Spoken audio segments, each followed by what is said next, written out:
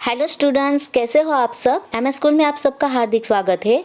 आज हम कक्षा 9 विषय हिंदी इकाई 12 जिनका नाम है रानी, जो लिखा गया है महादेवी वर्मा के द्वारा। यहाँ पे जो चित्र दिया गया है वो हमारी लेखिका महादेवी वर्मा का चित्र है, जिनका जन्म सन 1907 ईस्वी सन और निधन यानी मृत्यु सन 1983 में हुआ था। महादेवी वर्मा है, उनको पशु पक्षियों से गहरा लगाव है। उन्होंने उनसे संबंधित बड़े दिलचस्प और मार्मिक संस्मरण है वो लिखे हुए हैं। प्रस्तुत संस्मरण यानी कि जो एक यादगार है वो एक घोड़ी का है जिसका नाम है रानी, और उनके हिसाब से ये जो इकाई है उसका नाम रानी रखा था। लेखिका को बचपन में उससे बहुत प्यार था।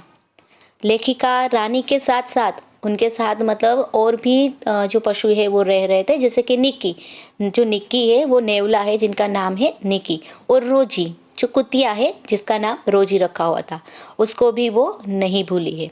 महादेवी जी की सहृदयता पाठक का दिल है वो छू लेती है।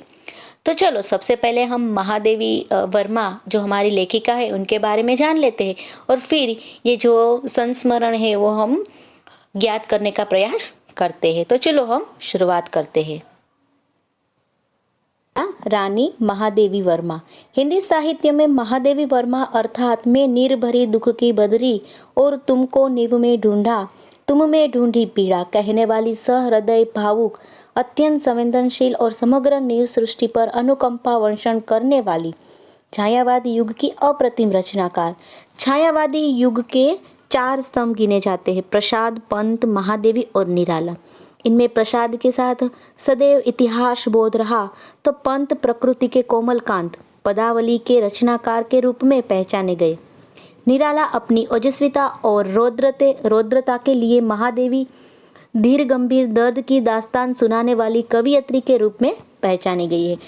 यहाँ पे जो हिंदी साहित्य में महादेवी वर्मा है जो छायावाद युग की अप्रतिम रचनाकार है। छायावाद जो युग है किसे कहा जाता है, तो वह एक सिद्धांत है जिसके अनुसार अव्यक्त और अज्ञात को विषय या लक्ष्य बनाकर उसके प्रति प्रणय यानी कि जो प्रेम, विरह आदि के भाव प्रकट करते हैं। एक और देखा जाए तो आधुनिक साहित्य में आत्मा अभिव्यक्त का वह यह नया ढंग या उससे संबंध रखने वाले सिद्धांत जिसके अनुसार किसी सौंदर्यमय प्रतीक की कल्पना करके ध्वनि, लक्षणा आदि के द्वारा उसके संबंध में अपनी अनुभूति या आंतरिक भाव है वो प्रकट किए जाते हैं। तो ये जो छायावादी युग है उनके जो 4 स्तंभ है वो गिने जाते हैं: प्रसाद जी, पंत जी, महादेवी और निराला। प्रसाद जी की जो साहित्य या कृतियाँ है तो उनमें हमेशा हमें इतिहास का बोध मिलता है। तो पंत जी प्रकृति के कोमल, फिर कांत को हम पदावली के रचनाकार के रूप में हमें पहचाने गए हैं। तो निराला अपनी ओजस्विता यानी बलवत्ता यानी तेज और रौद्रता के लिए। तो फिर महादेवी जो है महादेवी वर्मा वो धीर गंभीर दर्द की दास्तान सुनाने वाली कवियत्री के रूप में पहचानी गई है। फर्रुखाबाद यानी कि उत्तर प्रदेश जन्मी महादेवी सही अर्थ में एक विदुषी और प्रगल्भ नारी के रूप में समग्र जीवन जी गई। मुख्यतः महादेवी कवियत्री ही रही, किंतु स्मृति रेखाएं जैसी रचना के द्वारा उत्तम गद्यकार, रेखा चित्रकार के रूप में अपनी पहचान बनाने में सफल रही।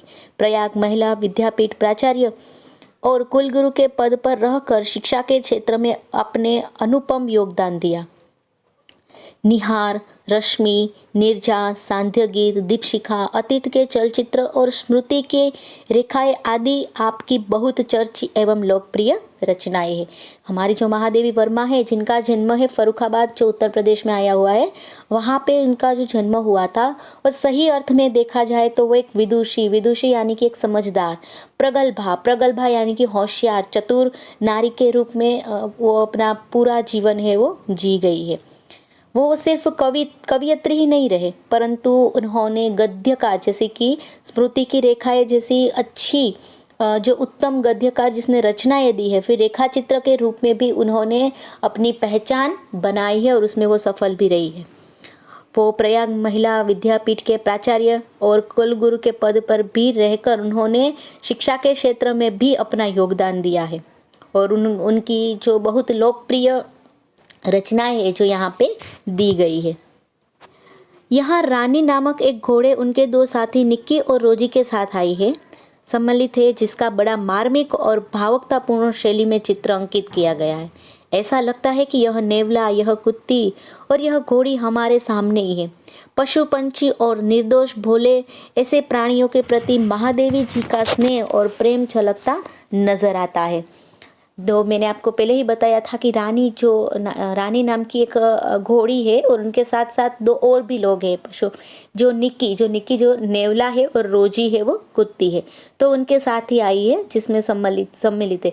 और ये जो है वो बहुत मार्मिक और भावुकतापूर्ण शैली में जो चित्र अंकित किया गया है, जो रचना दिखाई गई है, तो उसे देखकर ऐसा लगता है कि ये जो नेवला है, ये जो कुत्ती है, घोड़ी हो, जैसे हमारे सामने ही हो, और वो हम मतलब ऐसे लगता है कि जैसे वो सब हम देख रहे, वैसी अनुभूति ये जो संस्मरण है वो पढ़कर हमें हो रही है।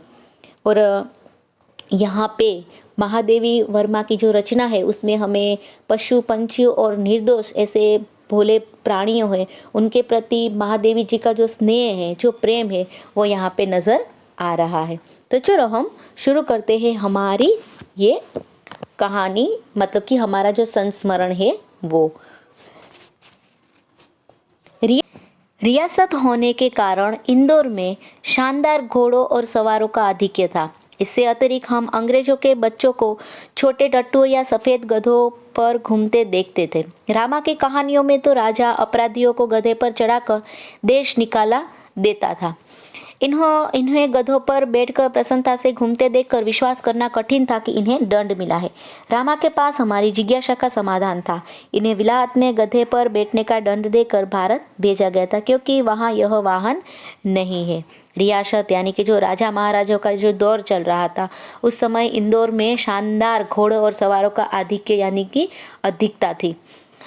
और उसके अतिरिक्त ये जो महादेवी वर्मा है, जब वो छोटे थे तब उनके जो भाई बहन उनके साथ वो, जब वो अंग्रेज के बच्चे को घोड़े, जो मतलब छोटे छोटे टट्टू है या फिर सफ़ेद गधों यानी कि छोटा घोड़े का जो बच्चा रहता है, उस पर बैठकर घूमते देखते थे।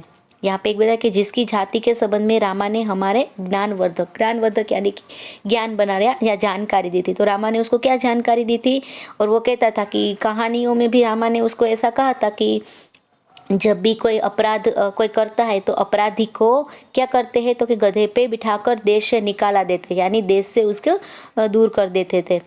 तो और जब ये लोग देते थे कि अंग्रेजों के बच्चे हैं वो गधों पर बैठकर इतनी प्रसन्नता से घूमकर मतलब घूमते थे, तो विश्वास ही नहीं करना, मतलब विश्वास करना ही कठिन होता था कि सच्ची में इसको सजा मिली ही कि दंड मिला है कि नहीं। तभी वो रामा के पास हमारी जिज्ञासा यानी कि जानने की जो इच्छा है उनका समाधान था। तब रामा उसे समझाता था कि विलायत में गधे पर बैठने का क्या है, तो कि दंड देकर उसे भारत भेजा गया है, क्योंकि वहाँ यह वाहन नहीं है, इसीलिए उन लोगों को यहाँ पे भेजा गया है। ऐसा है, वो रामा उनको समझा देता था। एक दिन हम तीनों ने बाबूजी को मौखिक स्मृति पत्र दिया कि हमारे पास छोटा घोड़ा न रहना अन्याय की बात है। यदि अन्य बच्चों को घोड़े पर बैठने का अधिकार है तो हमें भी अधिकार मिलना चाहिए। बाबूजी ने हंसते हुए पूछा, सफ़ेद टट्टू पर बैठोगे? तुम कहो कि 7 ठेल मठाल के उपरांत मैंने अगुआ होकर गंभीर मुद्रा में उत्तर दिया, सफ़ेद टट्टू तो गद्दा होता है जिस पर बैठकर सजा दी जाती है।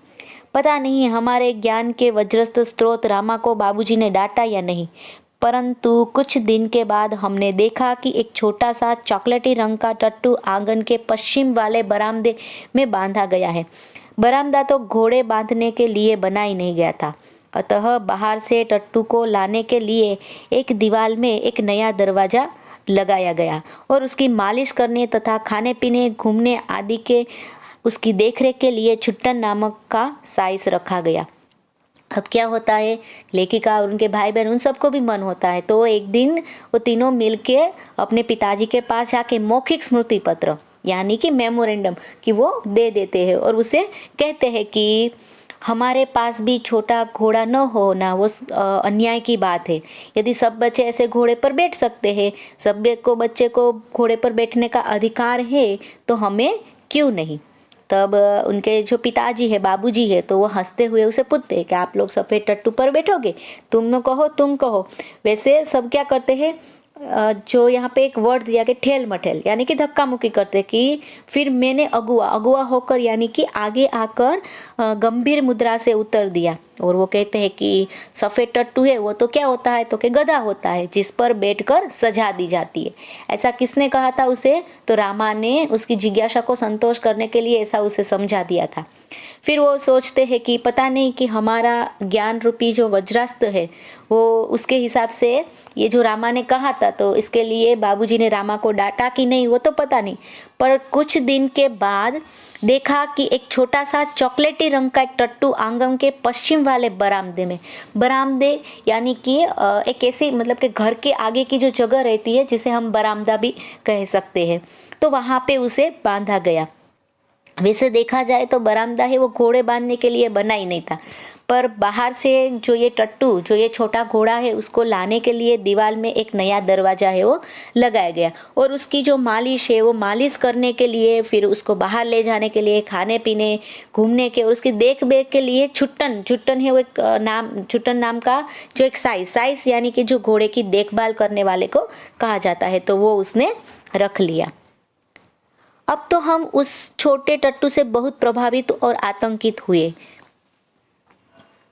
ठीक है, आतंकित यानी कि डरना, तो भयभीत होना। तो क्या कहते हैं कि जब वो छोटा सा जो घोड़े का जो बच्चा है तो उससे वो आकर्षित भी हुए और साथ साथ में वो भयभीत भी हुए।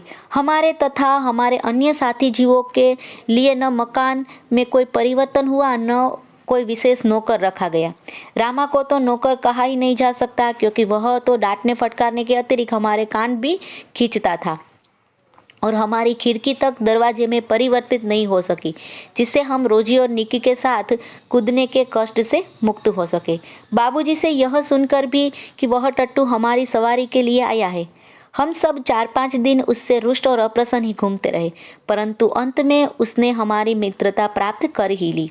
रामा ने उसका नाम पूछने पर ज्ञात हुआ कि उसे ताज रानी कहकर पुकारा जाता है। ताजमहल का चित्र हमने देखा था और हम रामा और कल्लू को माँ की सभी कहानियों में रानी के सुख दुख की गाथा सुनते सुनते हम उसके प्रति बड़े सहृदय हो गए थे।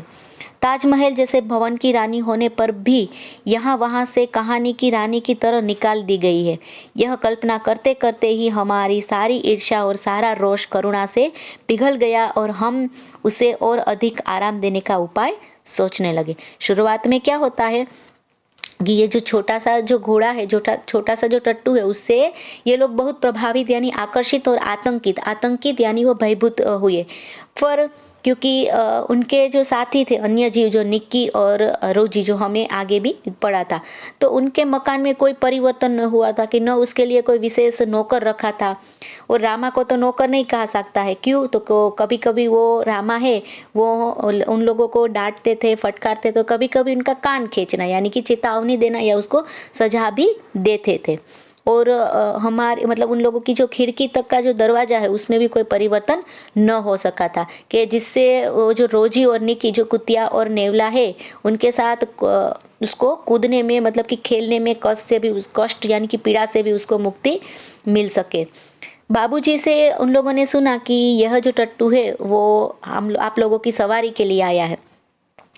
तब ये सब लोग हैं जो लेखिका है, उनके भाई बहन, वो 4-5 दिन तक कैसे रुष्ट यानी कि उससे जैसे हम कह सके ना कि उससे बात नहीं करना, नाराज और अप्रसन्न ही घूमते रहे।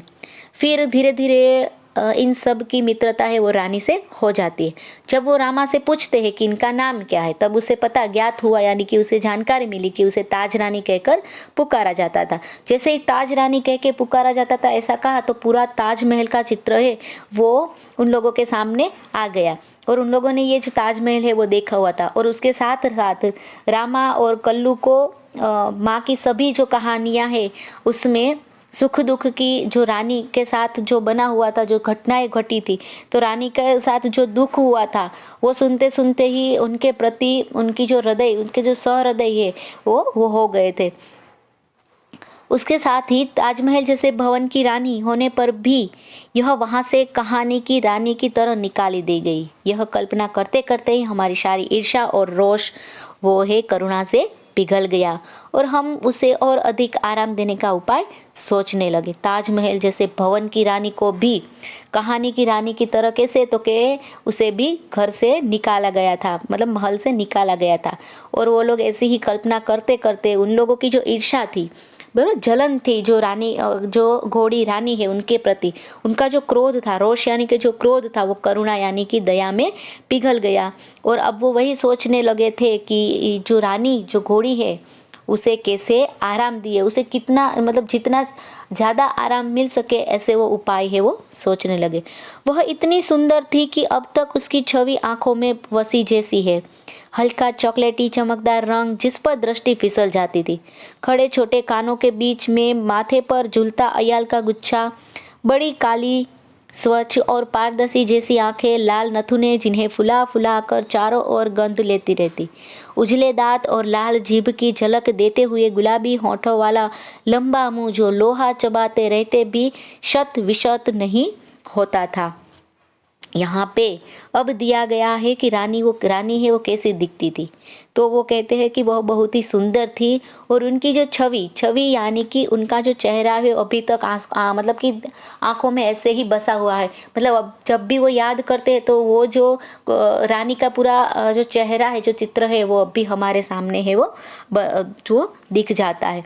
कैसे दिखते थे, तो वह चॉकलेटी, हल्का चॉकलेटी रंग और चमकदार रंग जिस पर दृष्टि फिसल जाना यानी कि किसी चीज का बहुत चिकना और चमकदार होना, मतलब कि वो बहुत पसंद आना।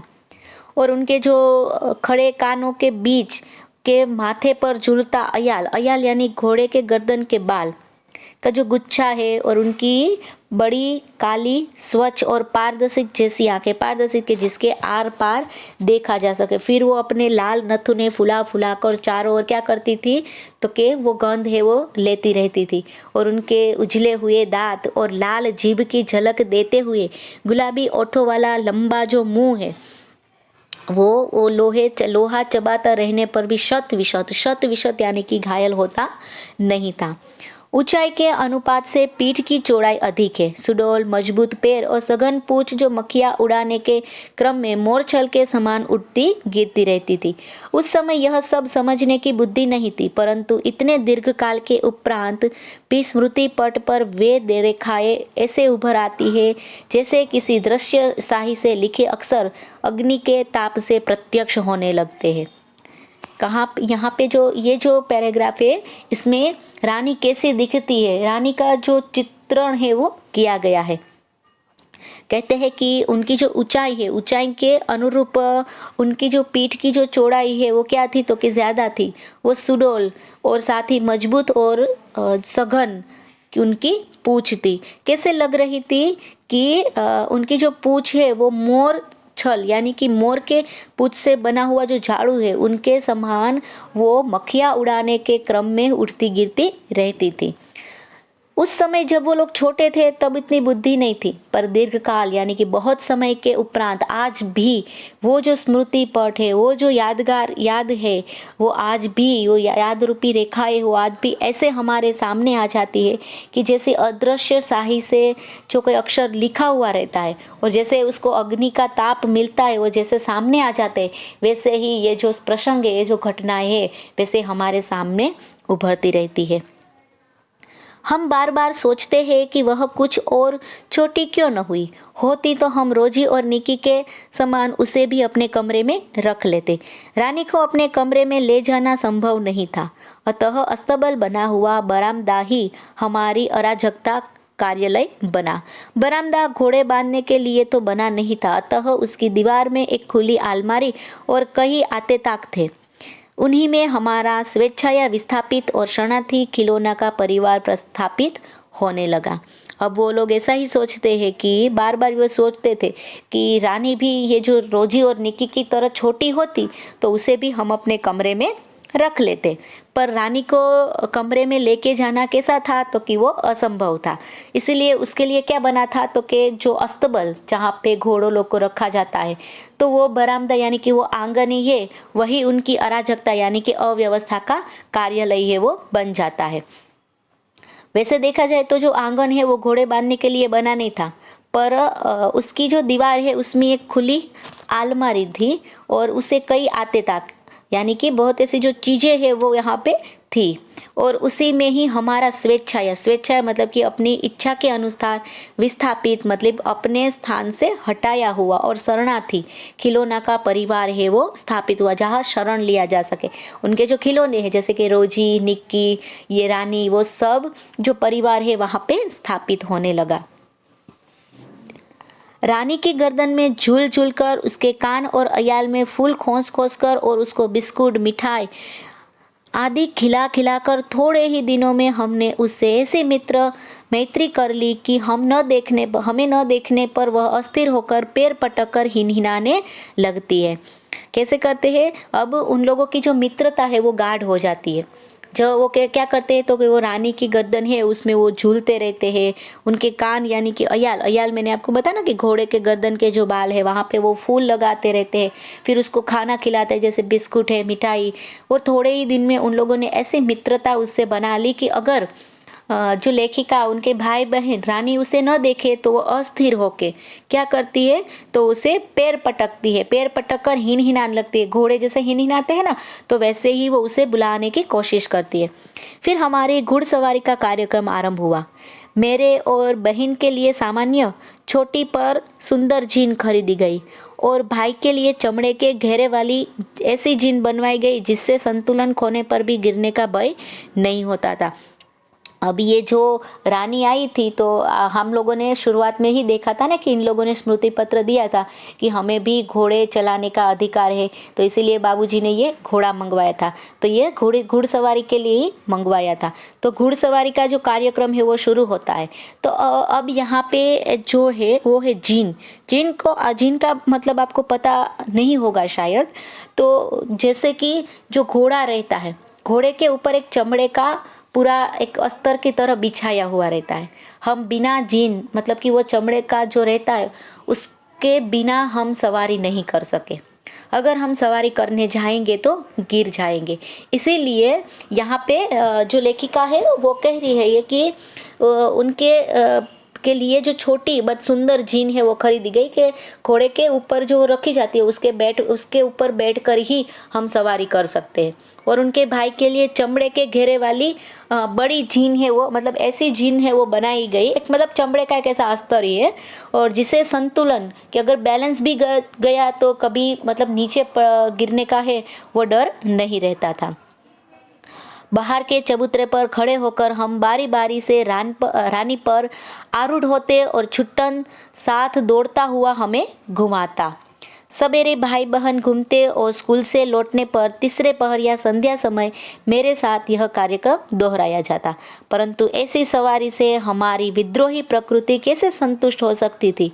अस्तबल में रानी की गर्दन में झूलकर तथा स्टूल के सहारे उसकी पीठ पर चढ़कर भी हमें संतोष न होता था। अब क्या होता है कि बाहर का जो चबूतरा है वहाँ पे खड़े होकर ये लोग बारी बारी रानी जो घोड़ी है उस पर आरूढ़ यानी कि सवार होते थे और जो छुट्टन जो साई से जो घोड़े की देखभाल करता था वो उनके साथ दौड़ता हुआ उन लोगों को घुमाता था। सवेरे उनके जो भाई बहन है वो घूमते थे और स्कूल के लौटते समय दोपहर का जो तीसरा पहर रहता या फिर संध्या के समय है ये कार्यक्रम लेखिका के साथ भी दोहराया जाता था।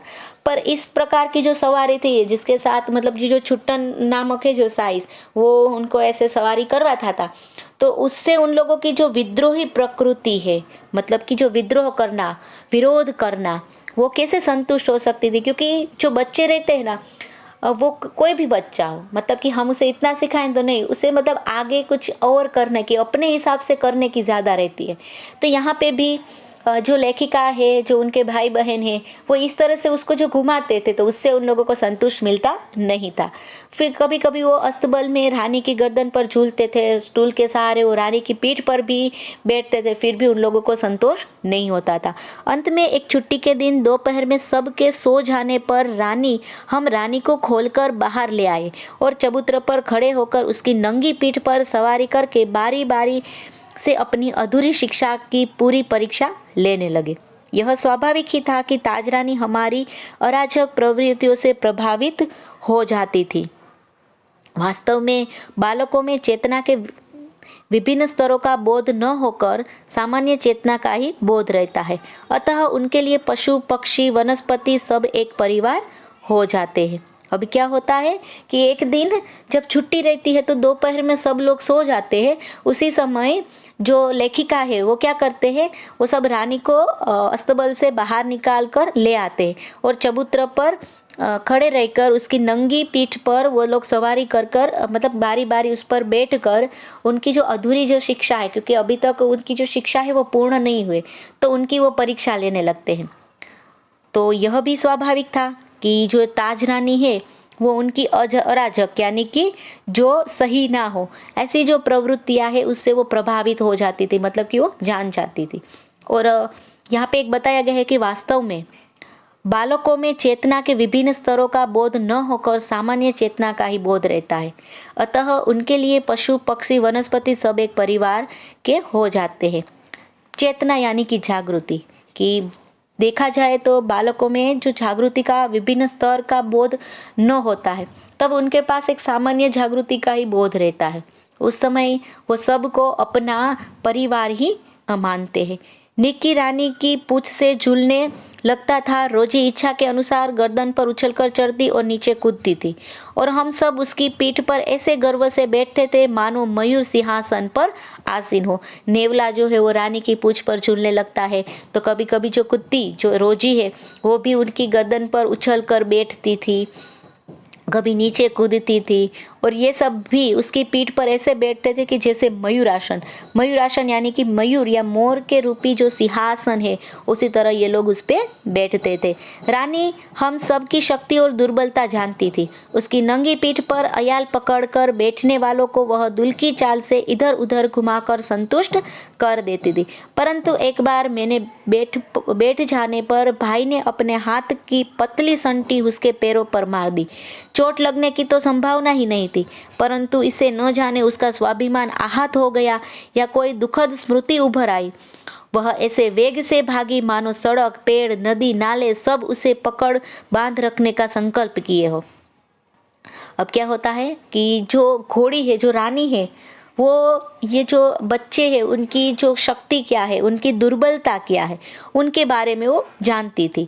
तो कभी कभी ये लेखिका है, उनके भाई है, वो सब नंगी पीठ पर यानी कि जीन रखे बिना ही वो कभी उन पर बैठते थे, तो वो दुल्की यानी कि धीमी चाल से इधर उधर घुमाकर इन लोगों को संतुष्ट कर देती थी। पर एक बार क्या होता है कि लेखिका उन पर बैठते हैं और उनके भाई के हाथ में एक पतली संटी यानी कि एक जो सोटी जिसे कहा जा सकता है तो वो रहती है। तो जो एक छोटी सी लकड़ी है, तो वो लकड़ी है वो रानी के पैर में उनके भाई ने मार दी।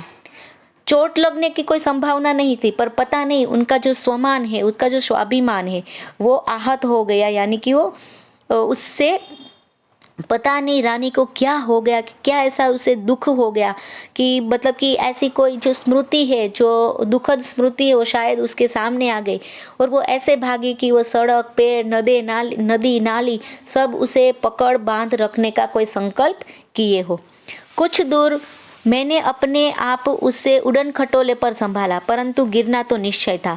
मेरे गिरते ही रानी मानो अतीत से वर्तमान में लौट आई और इस प्रकार निश्चल खड़ी रह गई कि जैसे पश्चाताप की प्रस्तर प्रतिमा हो। साथियों की चीख पुकार से सब दौड़े और फिर बहुत दिनों तक मुझे बिछाने पर पड़ा रहना पड़ा। स्वस्थ होकर रानी के पास जाने पर वह ऐसी करुण पश्चाताप भरी दृष्टि से मुझे देखकर हिनहिनाने लगी कि मेरे आंसू आ गए।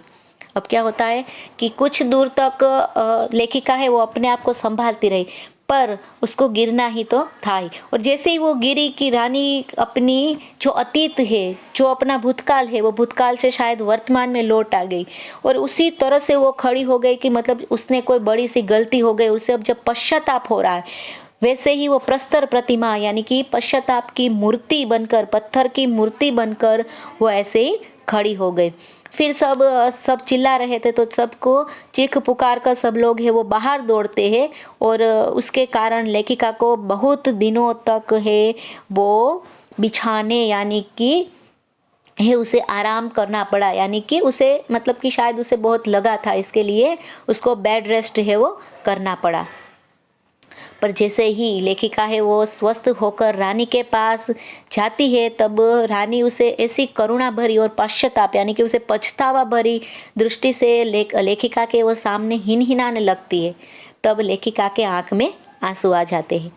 एक बार भाई के जन्मदिन पर नानी ने उसके लिए सोने के कड़े भेजे। सामान्यतः हम कोई भी नया कपड़ा या आभूषण पहनकर रानी को दिखाने अवश्य जाते थे। सुंदर छोटे छोटे शेर मुंह वाले कड़े पहनकर रानी भी भाई रानी को भी दिखाने गया। न जाने किन प्रेरणा से वह दोनों कड़े उतारकर रानी के खड़े सतर कानों में वलय की तरह पहनाया। अब क्या होता है कि एक दिन उनके भाई का जन्मदिन के दिन उनके नानी ने सोने के कड़े है वो भेजे थे। जब भी कोई नया कपड़ा रहता है या कोई भी नई चीज होती है तो वो सब रानी को दिखाने जाते हैं।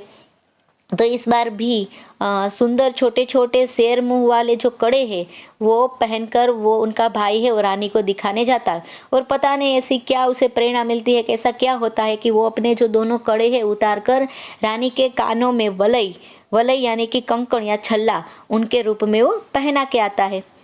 फिर हम सब खेलने में कड़ों की बात भूल गए। संध्या समय भाई के कड़े रहित हाथ देखकर जब माँ ने पूछताछ की तब खोज आरंभ हुई, पर कहीं भी कड़ों का पता नहीं चला। रानी अपने कानों को खुरों से खोदती और हिनहिनाती रही। अंत में बाबूजी का ध्यान उसकी ओर गया और उन्होंने मिट्टी हटाने का आदेश दिया। किसी ने कुछ गहरा गड्ढा खोदकर दोनों कड़े गाड़ दिए थे। दंड तो किसी को नहीं मिला, परंतु रानी सारे घर के हृदय में स्थान पा गई। अब जैसे ही उनके भाई ने वो वलय की तरह जो कड़े हैं वो पहना दिए थे, फिर बच्चे हैं तो बच्चे तो खेलने में लग जाते, उसको तो इतना याद भी नहीं था, तो सब ऐसे उसको खेल में जो कड़ों की बात है वो भूल जाते। संध्या का समय होता है और उनके भाई के हाथ में जो कड़े हैं वो उसकी माँ नहीं देखती है, तो पूछते हैं। तो पूछताछ करने पर ये जो कड़े की खोज है वो खोज की शुरुआत होती है, पर तभी सब जगह देखते हैं पर कहीं कड़ा है उसका पता नहीं चलता है।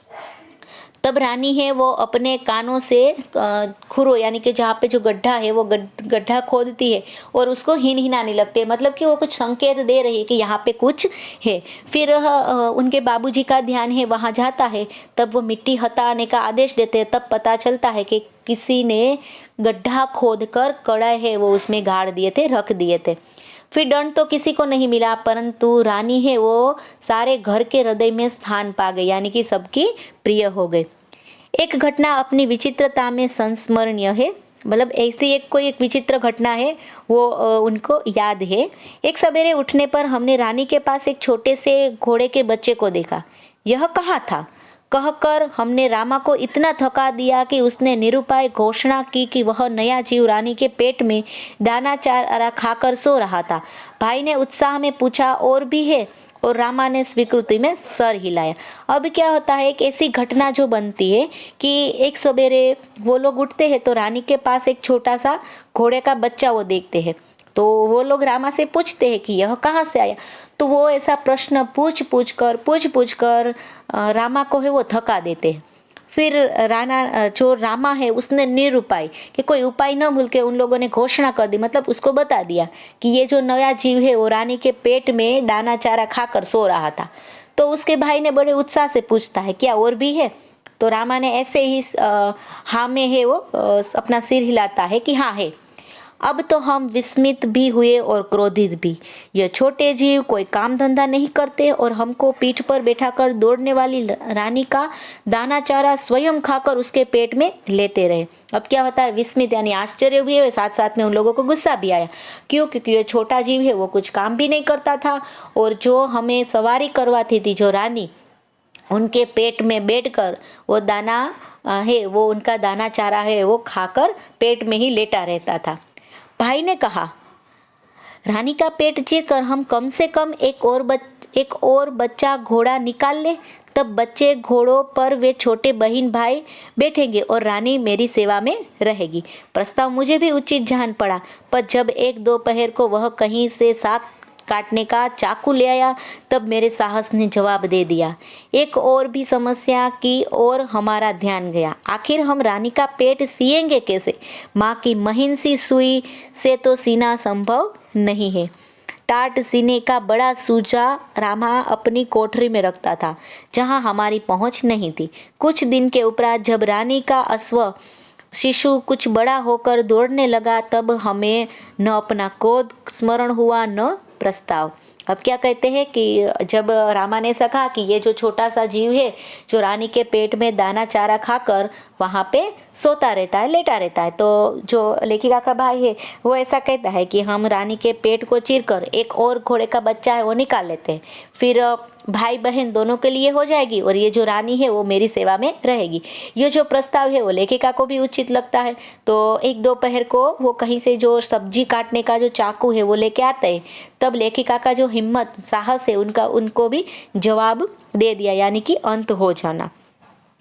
पर साथ में एक और समस्या थी कि अगर रानी का पेट हम चीरेंगे और उनमें से ये जो घोड़े का एक दूसरा बच्चा हम बाहर निकालेंगे, तो फिर रानी का पेट सिएंगे कैसे? माँ की जो महीन यानी कि जो छोटी सी जो सुई है उससे सीना तो संभव नहीं था, असंभव था। फिर बड़े जो टाट है, ठीक है, उससे अगर जो सिया जा सके, मतलब कि बड़ा सा जो सुया जो रहता है, सुजा जो रहता है, वो कहाँ पे? तो कि रामा अपनी कोठरी में रखता था, पर वहाँ तक उन लोगों की पहुँच नहीं थी। फिर कुछ दिनों के उपरांत जब रानी का ये जो छोटा सा अश्व है वो कुछ बड़ा होकर जब दौड़ने लगता है, तब ये लेखिका वो सब है वो अपना क्रोध यानी कि जो गुस्सा वो भी उसे स्मरण नहीं रहा और साथ साथ में जो जो प्रस्ताव लेके आए थे वह प्रस्ताव भी उसे स्मरण नहीं रहा। तो यहाँ पे हमने देखा कि जो हमारी महादेवी वर्मा है, जो पशुओं के प्रति कि उनका जो एक लगाव है वो हमें यहाँ पे देखने को मिलता है। इनके साथ ही हमारी ये जो संस्मरण है रानी, जो यहाँ पे खत्म होती है, यहाँ पे पूर्ण होती है। हम देख लेते हैं शब्दार्थ और टिप्पणी। बदरी यानी कि बादल, अनुकंपा यानी कि दया या कि दया का जो भाव है वो प्रकट करना।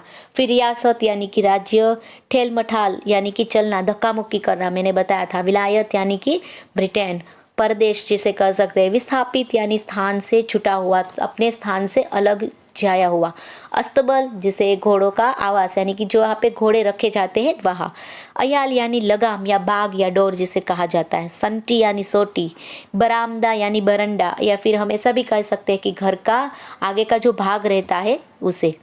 मुहावरे दिए गए हैं। आंखों में बसना यानी कि हृदय में समाना, और दूसरा है जवाब दे देना, मतलब कि अंत हो जाना या फिर नष्ट हो जाना। तो उसके साथ ही हमारी जो ये संस्मरण है वो यहाँ